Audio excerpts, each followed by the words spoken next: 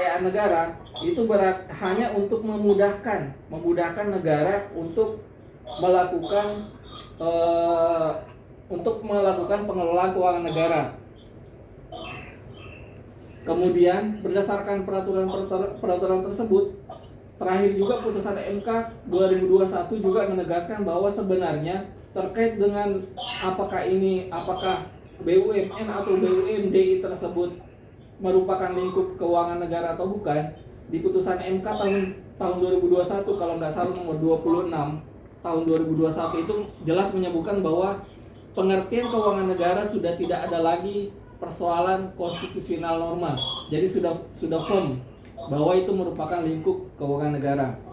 Berdasarkan peraturan-peraturan tersebut, kemudian kami memperoleh akta notaris PT Pegadaian, yaitu nomor 15 tanggal 15 Januari 2019. Dari situ kami mendapatkan informasi bahwa PT Pegadaian itu dimiliki oleh negara sebesar 100%. Jadi pemilik dan pemegang saham tunggal PT Pegadaian itu adalah negara melalui Kementerian BUMN.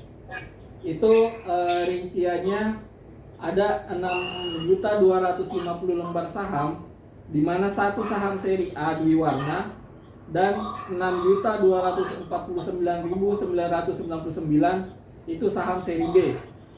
Itu semuanya dimiliki oleh negara. Jadi berdasarkan hal tersebut, kami berkesimpulan bahwa PT Pegadaian sebagai BUMN merupakan lingkup keuangan negara.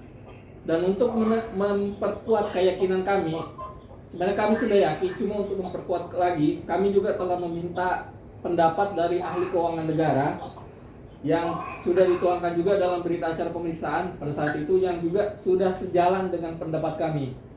Jadi dari hal itu sudah kami yakini bahwa memang pengelolaan keuangan PT Pegadaian ini merupakan lingkup keuangan negara. Begitu kira-kira. Terima kasih. Ya. Baik. Silakan penasihat hukum terdakwa mengajukan pertanyaan. Ahli akan mendapat pertanyaan dari penasihat hukum. Baik, yang mulia. Ya. Baik. Ya. Silakan.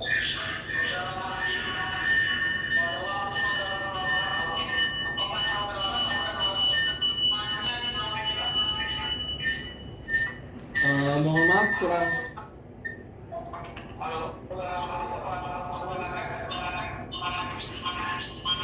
Iya. Saudara ahli. Iya, sudah dengar. Sudah. Pada waktu saudara ahli melakukan audit, berapa kali saudara melakukan audit atau pertemuan dengan terdakwa? Kami melakukan klarifikasi. Kebetulan kami melakukan permintaan keterangan kepada Saudari Esther Hambuako itu di Polres Manado 1 kali kami ketemu. Kami meminta tolong kepada pihak penyidik untuk dipertemukan dengan beliau untuk diambil keterangannya 1 kali. Iya. Data yang Anda ambil untuk pendalaman itu didapat dari mana? Hanya dari penyidik atau ada data yang Anda ambil dari Pegadaian? Berdasarkan yang terhormat penasihat hukum, berdasarkan SOP kami, semua data yang kami dapatkan itu harus berasal dari penyidik atau bersama-sama dengan penyidik. Nah, untuk PT Pegadaian, kasus pengelolaan PT Pegadaian ini, kami mendapatkan data dari penyidik. Dari penyidik, termasuk juga permintaan keterangan kami lakukan bersama-sama dengan penyidik. Kira-kira begitu.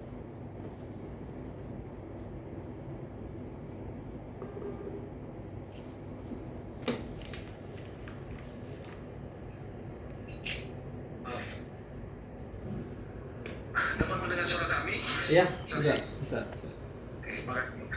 Apakah di dalam pendalaman Anda ada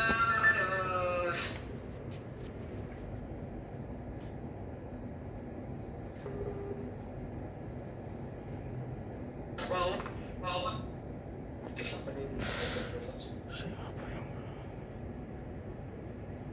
halo, Halo, boleh diulangi? saudara, Ya, kurang terdengar. dalam SOP Anda sebagai auditor, apakah Anda diwajibkan atau tidak ada keharusan untuk menerima data pembanding dari terperiksa? Baik, saudara penasehat hukum, yang mulia dapat kami jelaskan bahwa ini adalah lingkupnya audit penghitungan kerugian keuangan negara, di mana menurut pedoman kami, ketika sudah masuk lingkup audit penghitungan kerugian keuangan negara atau audit PKKN, itu sudah masuk, kalau di penyidik itu sudah masuk di lingkup pro justisia, lingkup penyidikan. Jadi kami secara sesuai dengan pedoman kami itu memperoleh semua dokumen, semua bukti itu diperoleh dari penyidik ataupun bersama-sama dengan penyidik. Nah, terkait dengan teknik yang kami gunakan, ini berbicara tentang teknik. Di dalam audit itu ada 4 dokumen yang bisa diperoleh, yang boleh diperoleh, yaitu dokumen atau bukti. Yang kedua permintaan keterangan. Kemudian yang ketiga itu observasi fisik atau pemeriksaan fisik. Yang terakhir itu adalah prosedur analitis. Jadi ini tidak bersifat kumulatif. Tergantung dari sudah yakin atau tidak auditor, atau sudah cukup atau tidak bukti yang digunakan untuk menarik sebuah kesimpulan bahwa terjadi penyimpangan atau fraud yang menimbulkan kerugian keuangan negara. Nah, terhadap kasus ini, terhadap dugaan tindak pidana korupsi pengelolaan gadai yang terjadi di UPC 17 dan UPC Wania ini, kami telah melakukan permintaan dokumen yang pertama, yang kedua kami telah melakukan permintaan keterangan, kemudian kami melakukan prosedur analitis, dan kami tidak memiliki kewajiban untuk mendapatkan bukti pembanding karena ini sudah di ranah pro justisia kalau di penyidikan. Jadi kami tidak ada kewajiban untuk mendapatkan bukti pembanding. Kira-kira begitu penasihat hukumnya. Terima kasih. Saudara saksi, kalau boleh saya tanya, saudara ahli, Ya. kalau sekarang kan saudara pegang ada data-data. Betul. Kapan tanggal terakhir data yang Anda terima? Dari 16 transaksi tersebut. Baik, saudara penasihat hukum yang saya hormati, untuk data yang kami terima, pastinya kami terima sebelum tanggal berakhirnya audit. Karena kami ada jangka waktu melakukan audit sesuai dengan surat tugas. Cuma saya agak lupa tanggal berapa. Ya mohon izin, saya agak lupa tanggalnya tanggal berapa. Tapi data sudah kami terima sebelum penerbitan laporan. Sudah kami terima semuanya. Sehingga data tersebut, ya, gimana? Kira-kira Anda tahun berapa data terakhir yang Anda terima dari Pegadaian? Kalau dari penyidik sendiri dan termasuk dengan hasil klarifikasi tersebut, kami sudah menerima data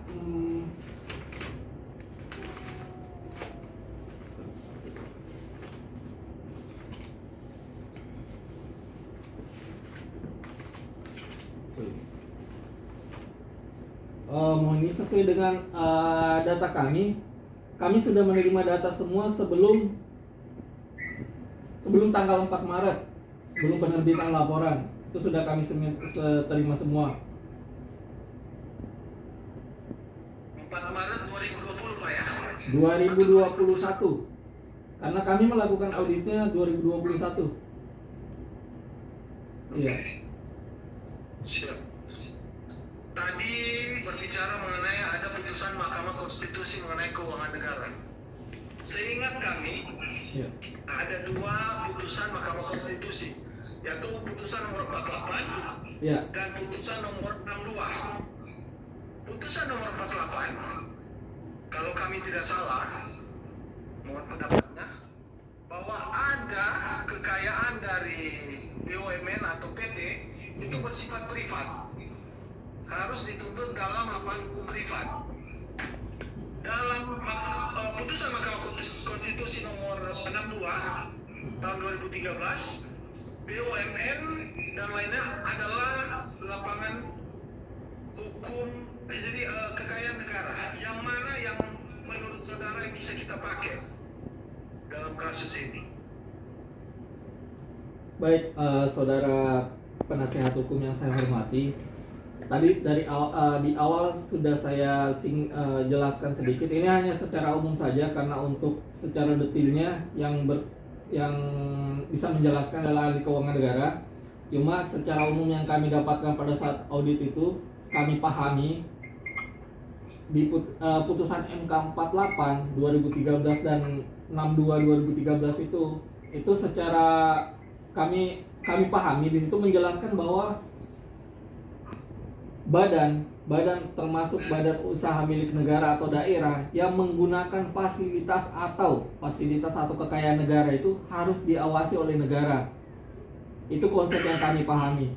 Dan konsep kedua yang kami pahami bahwa dari putusan MK 62 itu intinya menyatakan bahwa BUMN atau BUMD itu merupakan kepanjangan tangannya negara. Jadi negara tidak serta-merta melepas atau mengalihkan haknya ke sana, tidak. Hanya secara pengelolaan keuangan negara dia dibagi menjadi dua. Jadi negara itu memposisikan dirinya sebagai dua. Yang pertama itu sebagai otoritas pemegang otoritas pemerintahan. Yang kedua itu sebagai private. Nah, khusus untuk kekayaan negara yang dipisahkan, negara itu berperan sebagai private. Nah, sebenarnya kalau saudara penasehat hukum boleh juga membaca di putusan MK terbaru itu, putusan MK 59 2018 dan putusan MK nomor 26 2021, itu intinya sudah jelas putusan MK nomor 26 itu isinya memperkuat putusan MK nomor 62 dan putusan MK nomor 59. Itu memperkuat. Yang intinya menyatakan bahwa pengertian keuangan negara itu sudah tidak ada lagi persoalan konstitusional norma. Jadi sudah tidak ada lagi persoalan ini keuangan negara atau bukan.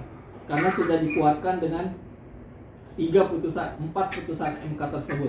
Itu sih yang kami pahami, yang mulia, dari putusan MK yang telah kami pelajari.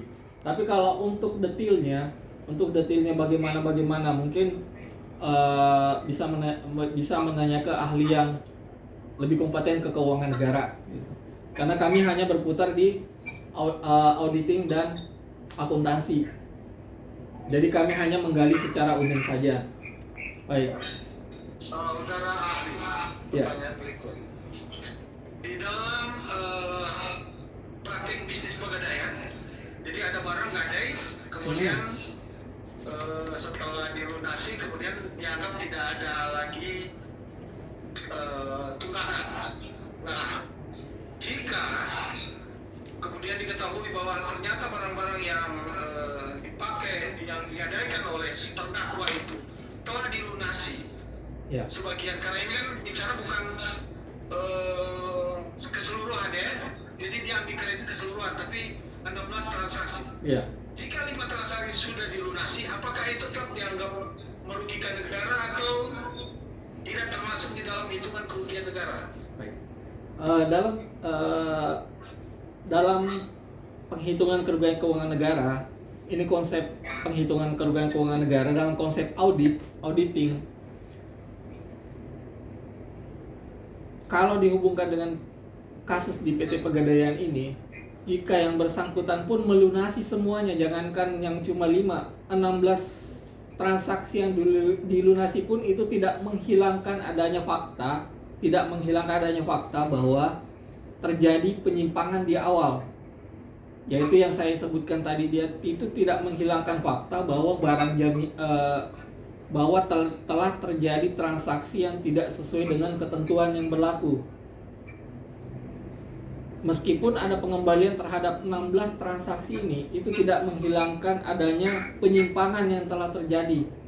Jadi posisi kami adalah audit, hanya memotret kondisi pada saat itu, pada saat terjadinya penyimpangan.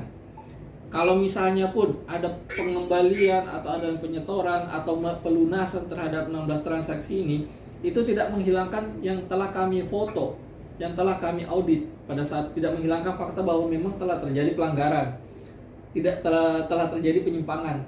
Nah, nantinya terkait dengan adanya pelunasan, adanya penyerahan kembali uang, penyetoran, itu bukan lagi di ranah kami, itu di ranah yang mulia majelis hakim untuk menilai.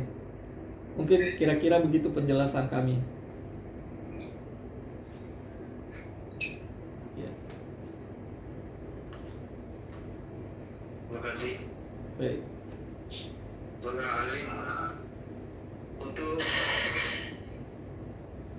penyetoran yang dilakukan terdakwa, disetorkan ke rekening siapa? Kenapa tidak langsung disetorkan ke rekening kas negara sehingga mengurangi kerugian keuangan negara? Terima kasih.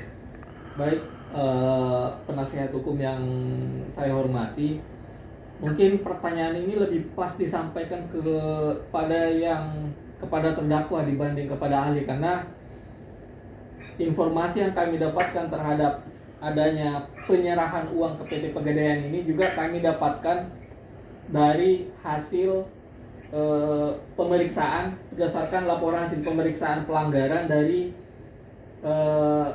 SPI atau Inspektorat 5 Inspektorat Wilayah 5 Manado atau SPI PT Pegadaian. Jadi kami hanya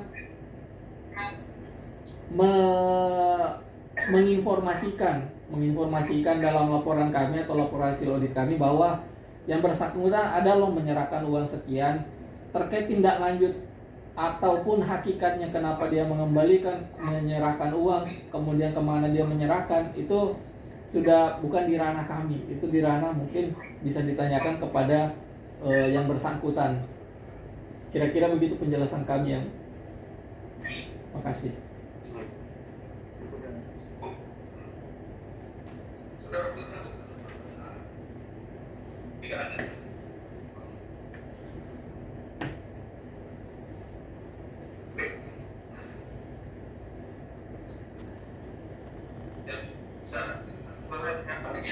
Iya. Iya.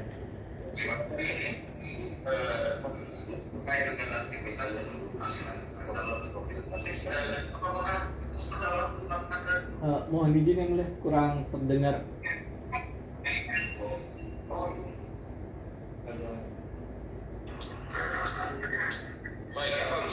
Bisa yang mulia.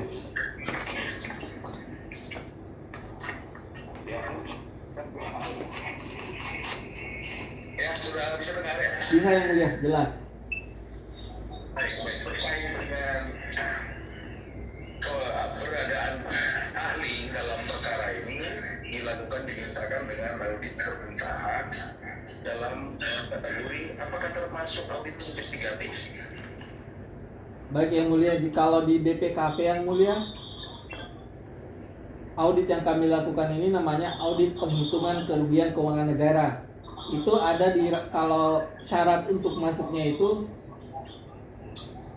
kasusnya harus dalam tahap penyidikan. Kalau audit investigatif itu ada di kami, itu adanya di ranah penyelidikan yang mulia. Kalau kasusnya penyelidikan itu kami masuknya audit investigasi.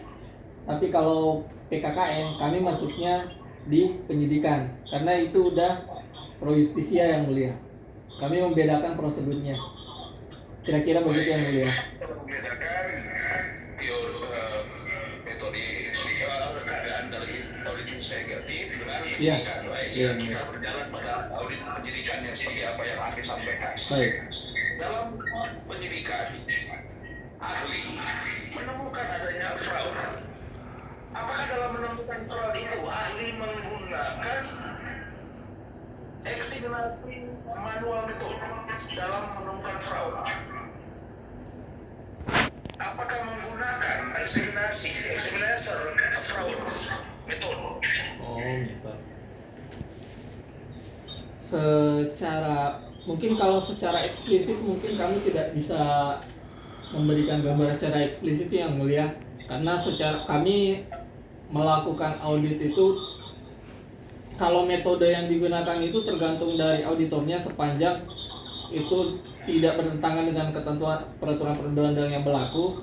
Kemudian metodenya kan juga macam-macam yang mulia.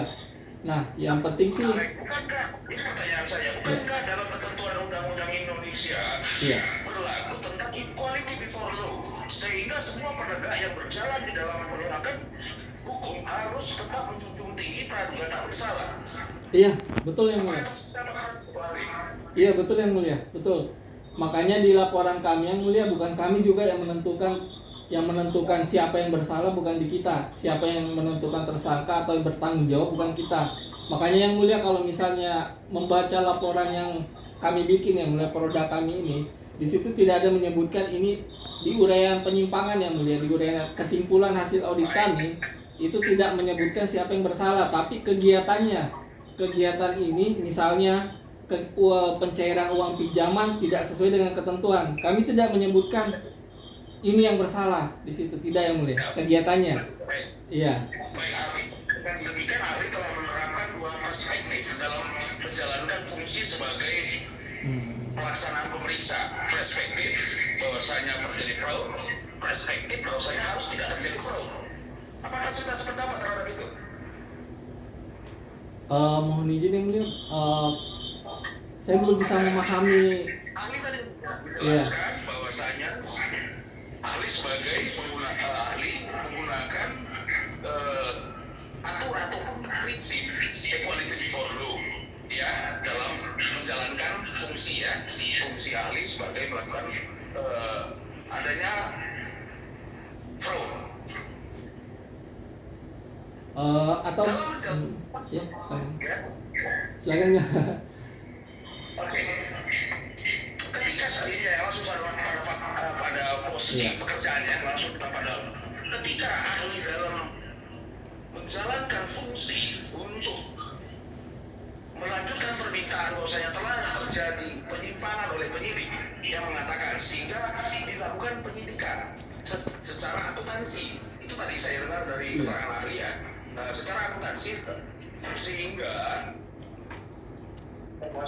akan ditentukan fraud atau tidak fraud. Baik yang mulia. Nah, kata kuncinya sebenarnya di situ yang mulia. Jadi dari sisi akuntansi, dari sisi auditing dan akuntansi, kami telah menemukan fraud yang terjadi atas kegiatan ini. Nah, terkait dengan equality before the law, terkait dengan perspektif dari sisi hukum yang mulia, kami tidak bisa masuk ke ranah tersebut yang mulia.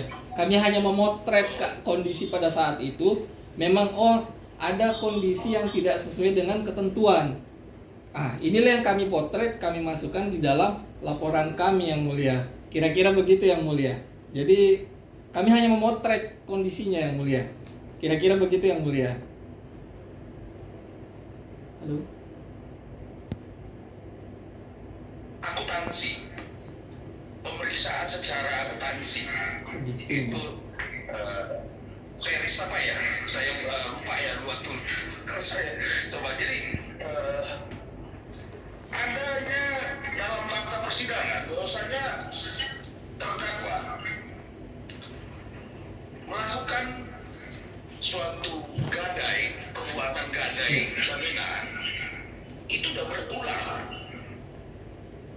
Apakah terhadap jaminan gadai yang seperti ahli sampaikan tadi bahwasanya ada orang yang orangnya bukan merupakan itu, apakah di dalam pemeriksaan ahli ada mengambil semua transaksi yang dilakukan terhadap orang tadi sudah berapa kali digadikan lagi, karena di dalam persidangan seperti itu bahwasanya pernah digadai dan nama itu yang digunakan untuk melakukan gadai kembali. Apakah sampai situ dokumen atas pemeriksaan keuangan tadi?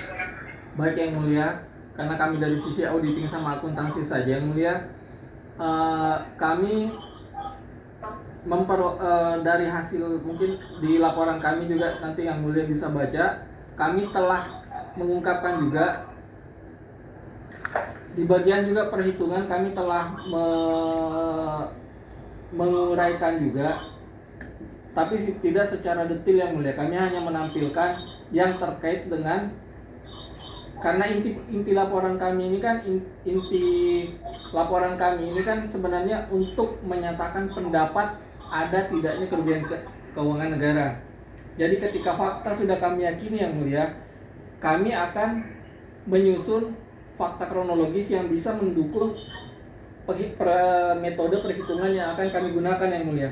Jadi kami tidak sampai menyelidik yang sampai ke dalam banget yang mulia, tidak. Kami sesuai dengan dokumen yang telah kami terima, kami ungkapkan semua ke dalam laporan, hasil klarifikasi kami ungkapkan semua, kemudian kami lakukan prosedur analitis yang secara ilmiah, secara konsep dan secara teknik dan metode audit itu diakui adalah prosedur analitis salah satunya. Kami gunakan tersebut, kami tuangkan dalam laporan. Itulah yang saya istilahkan yang mulia, saya istilahkan sebagai hanya memotret sampai ke situ, masukkan ke dalam laporan, dan ternyata itu memiliki hubungan kausalitas dengan kerugian keuangan negara yang terjadi menurut pendapat kami yang mulia. Nah, itulah yang kami tuangkan di sini. Kalau sampai detailnya yang mulia mungkin itu kami sebagai auditor tidak sampai ke sana yang mulia. Iya, sepanjang fakta dan kronologis yang kami gunakan ini sudah cukup untuk mengambil kesimpulan, yaitu menyatakan pendapat. Intinya itu sih yang mulia, menyatakan pendapat nilai kerugian berapa yang terjadi di dalam kasus tersebut yang mulia. Kira-kira begitu yang mulia. Baik, bersambung kepada kerugian negara. Iya. Ahli tadi menyebutkan bahwasanya terhadap perkara ini hitung metode kerugian negara dengan total loss. Iya yang mulia. Dengan total, kita mau mempertanyakan di dalam fakta seperti yang disampaikan tadi, bahwasanya telah ada pembayaran, sudah berjalan beberapa periode, tetapi ahli menyatakan bahwasanya suatu aktivitas yang dilakukan secara fraud, resultnya fraud, dan seperti itu, sehingga ahli atas kerugian negara ini dengan total loss. Iya. Baik, pertanyaan kami, ketika suatu pendapat ahli yang mengatakan bahwasanya ketika proses sudah diidentifikasi itu fraud, maka segala sesuatu prestasi-prestasi yang berjalan itu fraud dan dianggap tidak ada, ya seperti itu. Pertanyaannya, kenapa harus timbul bunga? Baik yang mulia. Itu kami mohon izin yang mulia. Terkait dengan ini, kalau di istilahnya mereka kan sewa modal yang mulia. Nah, terkait dengan penghitungan kerugian keuangan negara yang kami lakukan ini, kami melihat bahwa penyimpangan yang terjadi itu, ini selalu saya katakan sih yang mulia setiap dalam pemberian keterangan ahli, bahwa metode yang digunakan untuk menghitung apakah itu total loss, net loss, total loss dengan penyesuaian itu sesuai dengan fakta yang ditemukan di lapangan. Jadi pemilihan metode yang digunakan untuk menghitung itu sebenarnya aku istilahkan yang mulia bukan auditor yang memilih, tapi kondisinya, faktanya yang fakta yang terungkap itulah yang kemudian menentukan itu mau di total loss kan atau net loss kan. Kalau faktanya memang mengharuskan untuk total loss, makanya total loss. Nah itu yang pertama. Yang kedua, terkait dengan kenapa kami menghitung sewa modal yang mulia, konsep kerugian keuangan negara yang kami pahami yang mulia, bukan kerugian keuangan negara yang terjadi itu bukan hanya berkurangnya hartanya negara, tapi bertambahnya kewajiban, adanya kewajiban yang timbul atau adanya harta yang harusnya diterima tapi tidak diterima oleh negara. Kami pahami bahwa hal tersebut juga masuk dalam kerugian keuangan negara yang mulia. Karena kami melihat bahwa dalam kasus ini kami ada kewajiban yang seharusnya diterima juga oleh negara tapi tidak diterima oleh negara dalam ini PT Pegadaian, makanya kami masukkan dengan unsur sewa modal ke dalamnya. Dan ini juga kami lakukan yang mulia, kami telah melakukan klarifikasi juga kepada Inspektorat 5 PT Pegadaian atau SPI-nya mereka, dan perhitungan yang kami lakukan ini juga ternyata sama dengan hasil perhitungan yang dilakukan oleh inspektorat ini. Jadi kami makin yakin yang mulia bahwa metode yang kami gunakan ini memang sudah dapat diterima secara ilmiah. Begitu kira-kira yang mulia yang kami gunakan. Terima kasih yang mulia. Terima kasih. Ya. Cukup ya. Cukup ya. Oke. Masih ada lagi penuntut umum, sudah cukup ya. Cukup yang mulia. Kemudian tanggapan terhadap keterangan ahli mau ditanggapi sekarang atau dalam pembelaan? Dalam pembelaan.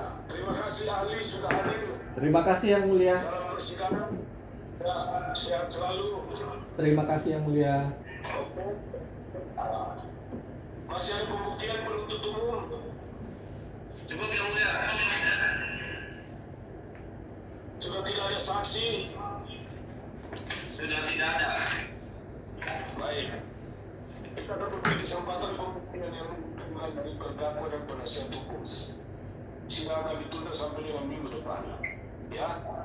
Siapa tahu ada saksi atau surat ajukan untuk persidangan ya. Dan sepanjang misalnya ada ahli juga mau di online, kita akan online. Tapi kalau tidak, kita offline ya. Jadi penuntut umum juga hadir dalam persidangan ya. Ya. Oke. Sebelum sudah ditutup terdakwa ada pertanyaan. Penasihat hukum, penuntut umum ada pertanyaan. Cukup yang mulia. Kita pun sampai dengan 19 Januari tahun 2023. Sidang selesai dan ditutup.